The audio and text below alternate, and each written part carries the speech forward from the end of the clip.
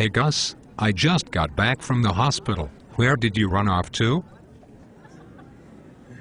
Oh, nothing. I thought since I was already at the hospital I might go and check out their emergency room to see if all procedures were being handled correctly. Oh, I see. Well, let me explain to you what I discovered. Basically, when the new RN accidentally switched the bags of liquid, he attached the bag of distilled water rather than the bag of saline water. This distilled water traveled into the cell through osmosis, or the diffusion of water. The solution was hypotonic, whilst the cell was hypertonic. Wait, what do hypertonic and hypotonic mean?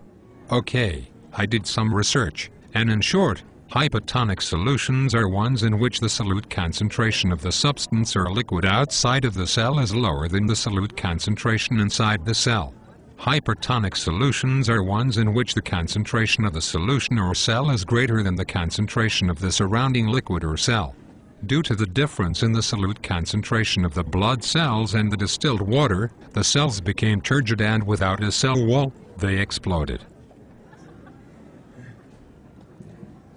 Okay, I see. But what if the saline bag had been placed correctly?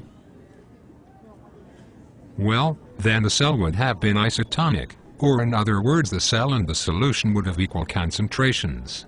When the cells are isotonic, there is no movement of water or other liquids, and so the body would have returned back to homeostasis.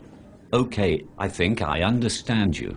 In other words, if the saline had been the extracellular fluid injected, rather than the distilled water, then the fluid concentration inside the cell, or the intracellular concentration, would have been equal to the extracellular concentration, and the cells would not have burst due to turgor pressure.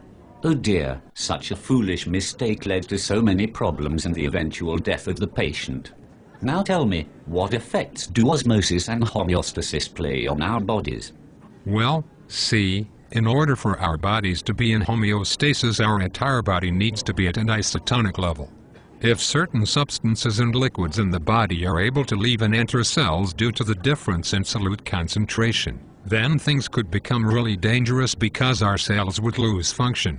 Oh, I see what you mean. Are you saying that if substances and cells in our bodies are not isotonic, then it can result in the bursting or shriveling of cells? Yes. Now these cells change shape and size due to turgor pressure and plasmolysis, or the loss of water. Then they cease to function, and therefore become obsolete in the body. Oh, I think I understand all the scientific aspects of the case to back it up in court. What do you think? Should we back up the RN or send him to jail?